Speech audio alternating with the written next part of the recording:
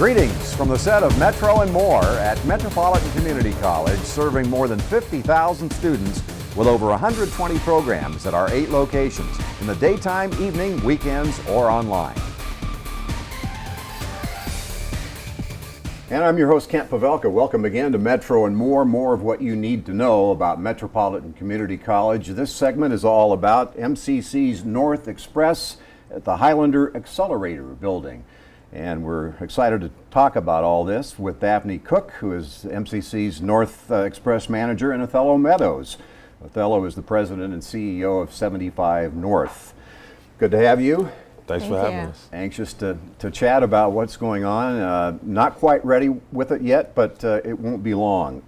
And before we talk about the project, and it's multi-dimensional, the project, little background. We chatted with you before, Daphne. Maybe reiterate a little bit about what you do here at Metro. Well, I am the manager of the MCC North Express, and we are one of the community partners of the Community Accelerator building. But it all really started with 75 North, the nonprofit entity, and so I think maybe Othello would like to talk about that. Yeah, sure. But Othello is a longtime Omaha resident.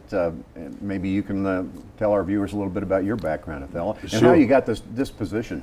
Yeah. So grew up in Omaha, left Omaha for a long time, and came back through a long and kind of winding tale, which we can go into some other time. But really started working in the nonprofit sector when I came back to Omaha in 2008, 2009. And worked on some voter registration projects and workforce development initiatives where we worked pretty closely with Metro as well. And then ended up taking over this position, which is really trying to reinvigorate a neighborhood on the near north side of Omaha, which is called Highlander. And so that's kind of how we got to this point here.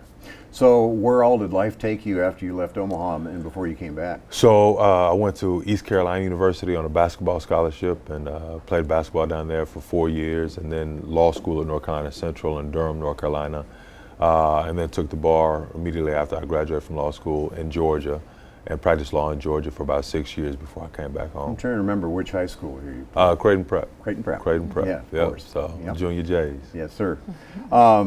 And so you've had your law degree for a while now. Yeah, since 2004. So been at it for a minute.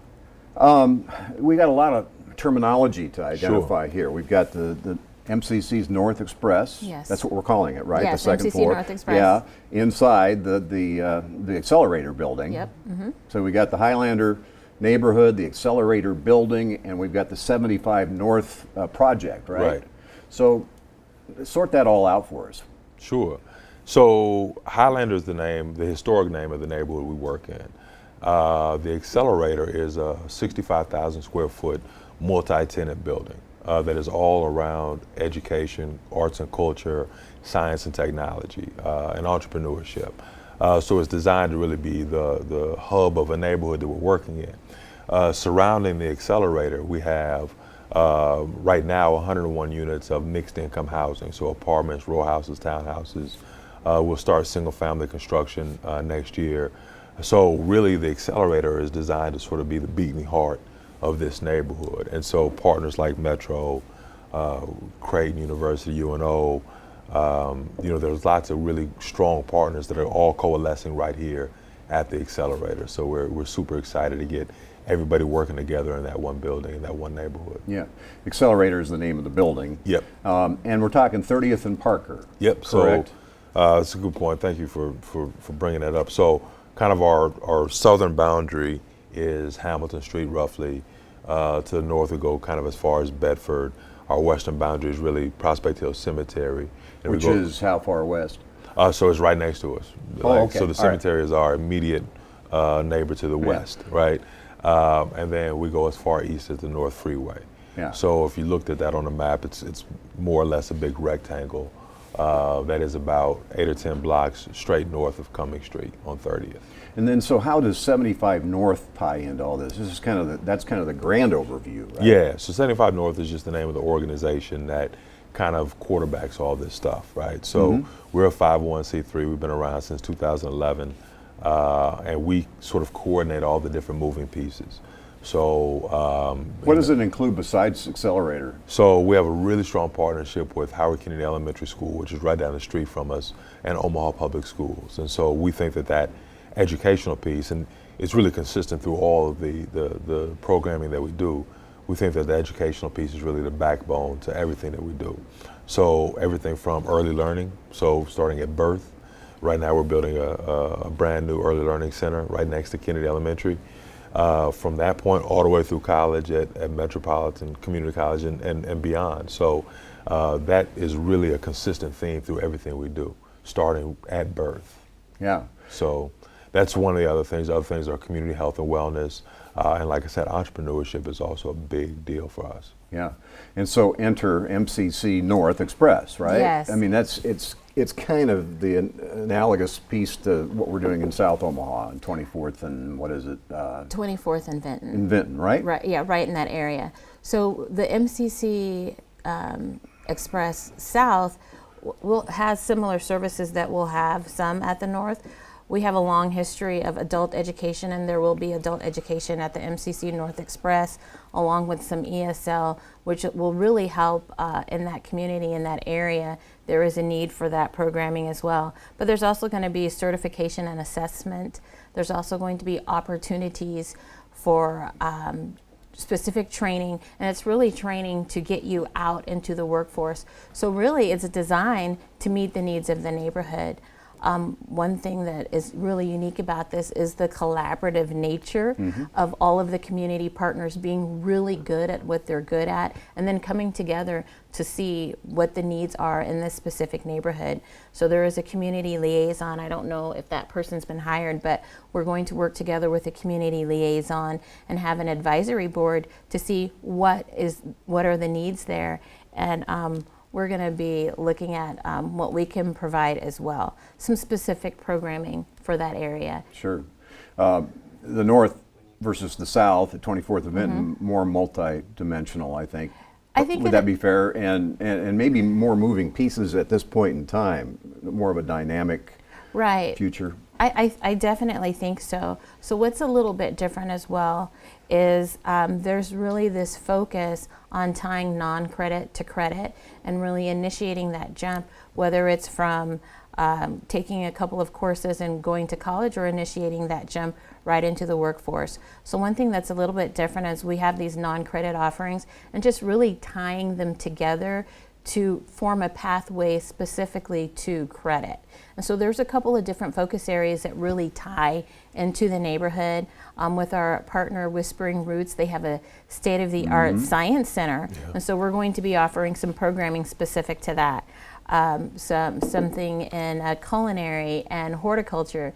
They have a commercial kitchen, they have a construction lab, and so we're partnering to offer programming, and that's going to be youth programming, that'll be adult programming, and we're really in the process of developing that right now and looking at what the needs are. Yeah, that's the focus at the present for MCC. Yes. But as I said, Othello, maybe the whole thing at this point in time is a little more dynamic in terms of how it might end up developing, right? Yeah, so one of the things that my staff is probably tired of hearing me say is, when we think about what will happen at this campus, which really is kind of a campus, it's about 38 acres, and the surrounding neighborhood, is that with some of the stuff around programming, we have to let it breathe a little bit and really let the community inform us what programs they see value in and which ones maybe aren't so valuable.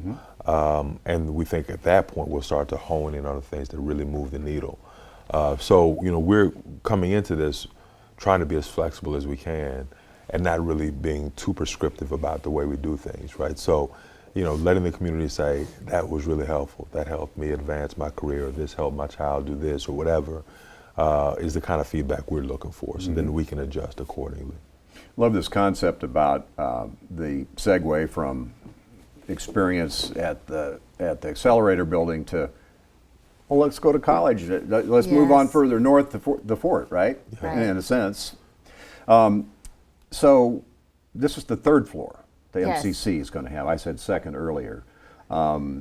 So explain what happens. Is it 3 floors total? So it's a kind of complicated building, right? So we'll get you out there and let you kind of get your hands dirty a little bit. But so the third floor, so it's 3 floors on one side of the building, and it's 2 floors on another side of the building because of the topography of where we built. But yeah, you guys have the entire 3rd floor, and I always joke that, Metro's always been a really good partner of ours. And one of the things that allowed them to have this kind of catbird seat is they signed a lease first, and so they have the absolute best seat in the house. So that 3rd floor looks out on downtown, looks out on the stadium, looks out into Iowa. So it's really a beautiful setting for kind of an educational institution. So Parker's really close to downtown. Yeah. Yeah. This is, I guess, near north, right? Yeah. So we're about a mile from downtown. Yeah. And the Fort Omaha campus is considerably further north. So, Yeah. Yes. But it's MCC really expanding, in a sense, creating another campus in a way, isn't it? Right. It really is creating another center, but it's education right where you live, making it really accessible, because traditionally in this area, various resources weren't always accessible. So we're really happy to have a role in bringing education right to the neighborhood. And as Othello's mentioned, taking a look at what the needs are of that specific neighborhood and really making it a destination not only for that community, but for others as well. And as we speak here, taping this program, we're in the fall of 2017. What was the original timeline goal in terms of hitting the ground running and having an operational, and now what is it? It was about right now. But one of the things that has happened here locally is there's a tremendous labor shortage, which, is a nice segue into what Metro is doing to kind of address that, especially in construction and the trades. So between what you guys were doing here with your buildings, our buildings, the medical center, all these different construction projects, there's a tremendous labor shortage, and so construction projects have slowed down all over the city. So originally we hoped to be done by now, but we're probably another month and a half away from that building being kind of buttoned up. So what's the plan on day one? I mean, we talk about the fact that you're going to be flexible in terms of maybe what you offer initially and what will wind up being eventually. Yeah. Okay, let's start here. MCC's on the 3rd floor. Yes. Creighton is on the first floor? The first floor, Yeah. yes. So you walk in and either side? So go ahead. Well, you walk in and directly through to your right, Aroma's Coffee. So Aroma's Coffee is one of our community partners, and then Creighton is on the 1st floor as well. With them on that same floor? Yes, Yeah. with them on that same floor. And then, And then what are their plans? So Creighton is running a health and wellness education center.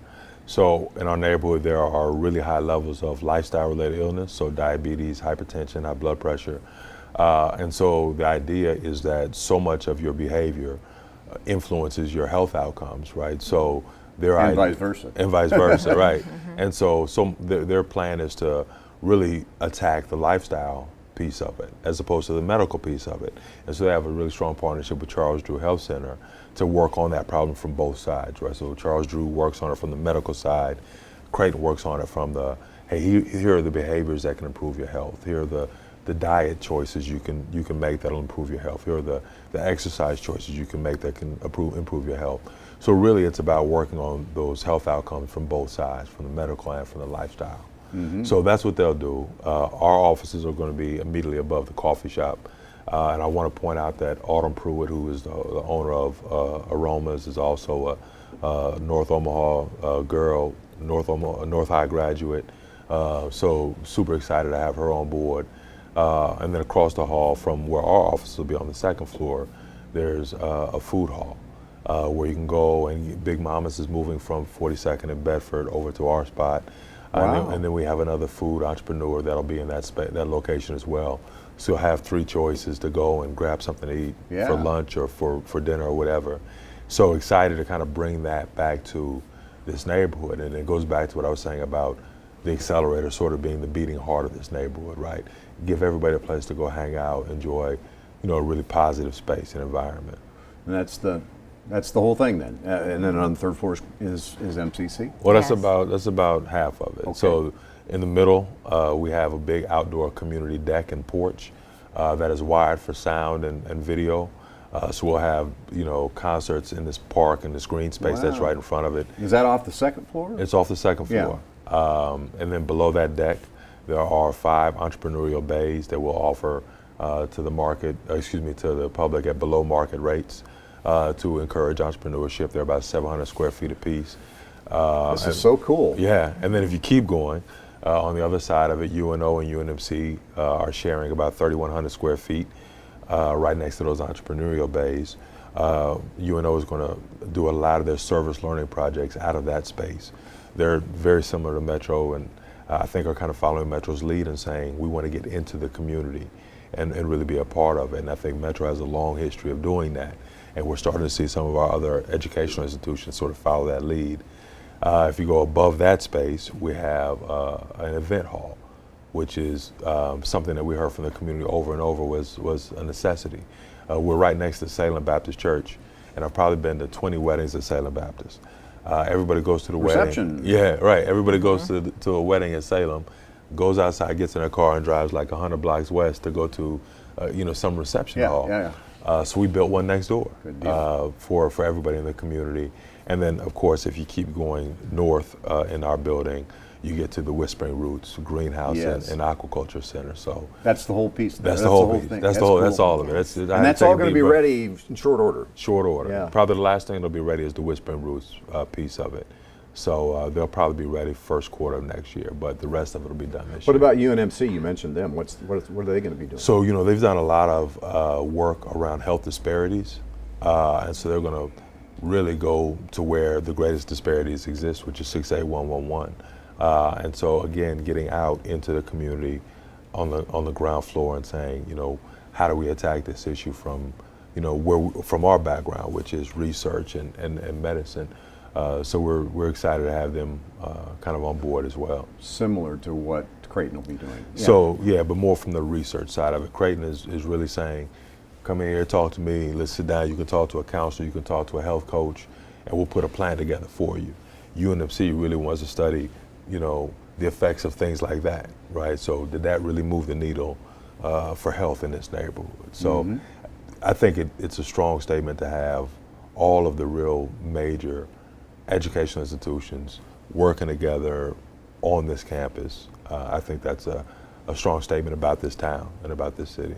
You guys think that on day one, you open the doors, is it all going to work together at maximum speed at that point, or is it going to be kind of a stutter and start? What do you think? I think that it's going to be amazing, and I think it's something that's going to grow and evolve as we move forward. And I just wanted to mention too, and Othello, please correct me if I'm wrong, but I think what makes Omaha unique when you're looking at these purpose-built communities, that Omaha is, I believe, the only one that has an actual accelerator building. Yeah. And so one of the differences between us and other cities that are doing this, and there's 16 other cities right now doing something very similar to this neighborhood-based intervention, is, everybody has something unique about their city. But the need is there, wherever you are, for there to be sort of a central hub, that binds a neighborhood, binds a community together. And so for us, it was the Accelerator. In other cities, it's a charter school or it's something else. But so our kind of central thing that we want everybody to kind of rally around is the Accelerator building. So. Interesting choice of names, Accelerator. Yeah. That refers to the neighborhood, though, right? Well, it's kind of, we wanted to be aspirational, right? So in this neighborhood, we wanted everybody who lives here to be thinking about the next thing. Like, what's the next level I can attain? And how do we accelerate to to there? Accelerate, Yeah. right. So it's a little bit of a play on words about, how do you accelerate your education? How do you accelerate your earning potential? How do you accelerate, good times in the neighborhood and just recreation and other amenities that we think people in every neighborhood want, that wherever we all three live, want to have in our neighborhood. So let's talk a little bit more about the third floor. Yeah. Yes. We're not talking about credit courses at all, are we? There's a potential for some credit courses to be there, but really we're looking at, it's almost looking at the pre-student too. And it's really looking at what the needs are in the neighborhood. And a lot of people want training so that they can really get out into the workforce. Or they just want a jumping off point, whether it's to get out into the workforce or whether it's to take some initial courses and then maybe move into credit. We have a program that we have right now that is going to be at MCC North Express, and we're using that as a model. And what it is having 10 credit or 10 non-credit classes. So you take these non-credit classes, and when you're done, those non-credit classes add up to one 4.5 credit hour class. So you're done and you have some college credit. And from there you can move forward to possibly getting a certificate or to getting an associate's. And we have an articulation agreement right now with Creighton, which works that partnership. We're all about partnership, and they can move forward with a 4-year degree. So we're looking at things of that nature. It's really that launching off point. Accelerator. It's accelerating. So, and some people, and someone may need some initial assistance before that. So whether it's tutoring, or whether it's read write, or whether it's adult education classes. So we'll have that too. So you say there's 10 classes? Well, for this particular program, it's called Collective for Youth, and we're using that as a template, as a model. So there's these 10 non-credit classes. Right. So you just, 10 of them. Yeah, 10 non-credit And they cover classes. what? I mean, like...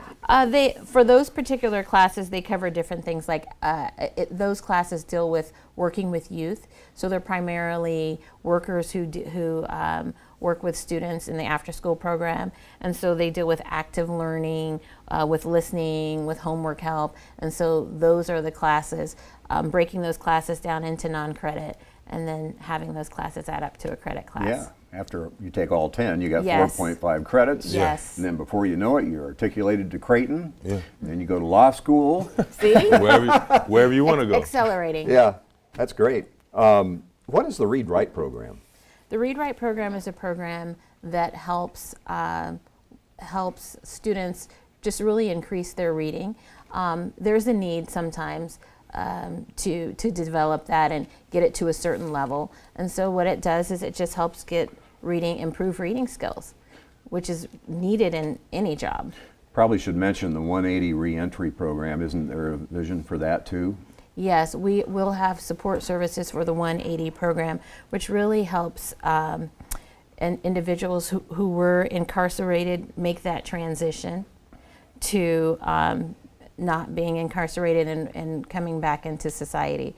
So it's been a really successful program, and there's some specific needs that come along with that, and we will have some hours there, and we'll have staff there that can assist with that as well. Do you want to add to that, Othello? No, I think Daphne said it beautifully. Yeah. So how does all this going to work? I mean, what are the hours? Can people just stop by and hang out, or is it 7 days a week? Or well, I think that different areas are going to have different hours because there's different community partners. So while there may be some community partners that are open all the time, and on weekends there may be some that aren't, and so I think it would vary. Yeah, for example, aromas, which we think, aside from being a place to get coffee shops serve this other function of this gathering point and a place where people get to know their neighbors, get to know other people in their community. So someplace like that might be open till 9 or 10 o'clock at night. Whereas Metro might shut down, whenever their last class is. Sure. Same thing with Creighton.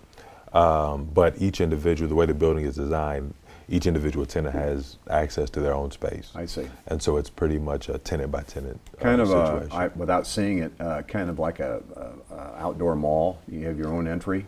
So kind similar of to that. So Yeah. we have one kind of central entrance, but then there's other points of entry from all over the More building. like an indoor mall then. Yeah. Well, so parts of it, like it's like I said, we'll have to get you out there because it's sort of a hard building to describe. But the north-facing side of the building is sort of like a big daylight basement. So it's built into a slope, and those tenants like walk out onto grade that is about 25 feet lower than the south side of the building. Yeah.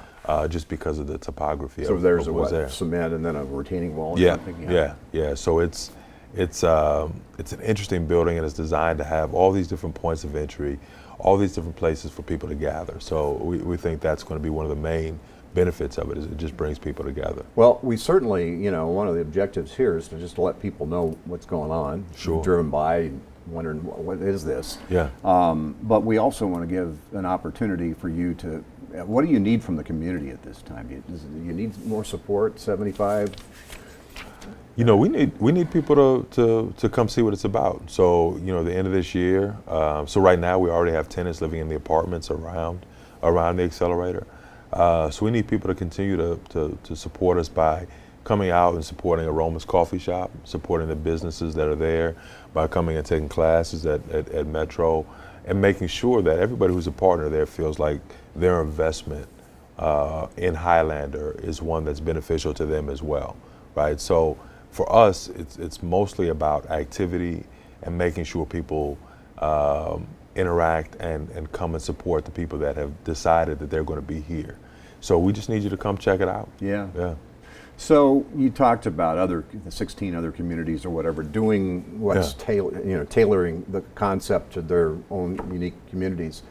But relative to what we're doing specifically, in terms of the Metro role and the bigger role, is there anything else like this around the country? I think there are, but they all have their differences. They all have, because every city, like there's, one in New Orleans, and New Orleans couldn't be more different from Omaha, right? There's another one in Birmingham, there's one in Atlanta, Charlotte, Indianapolis, and all these places have, just these things that make them unique, right? Yep. But they all have three things in common. There's the really strong and heavy emphasis on education from basically cradle through college. Mm-hmm. That's a consistent.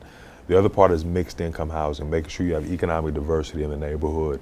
And then the third part is this focus on community health and wellness, which encompasses financial literacy, financial health and wellness, economic development, as well as like the actual physical fitness of your body and your family's health. So all of them, no matter where you go and see people implementing this model, will have those three things.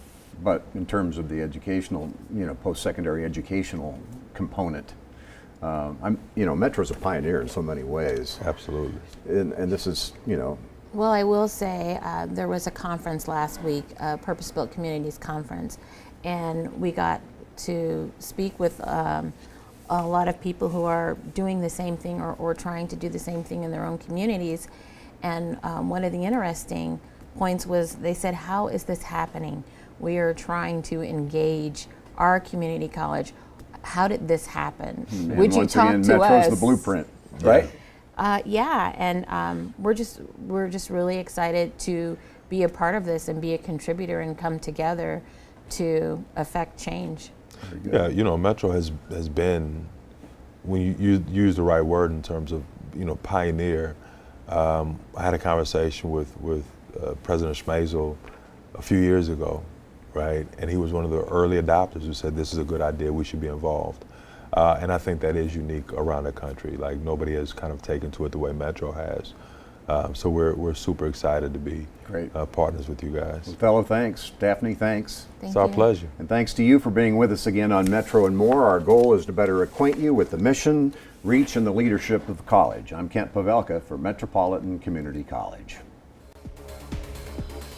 If you have comments or questions about the program, please email us at metrovision@mccneb.edu.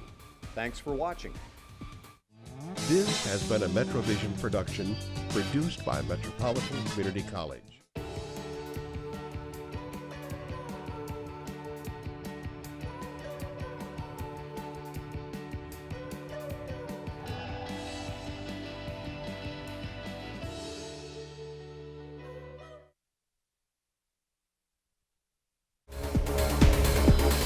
If you have comments or questions about the program, please email us at metrovision@mccneb.edu. Thanks for watching. This has been a Metrovision production produced by Metropolitan Community College.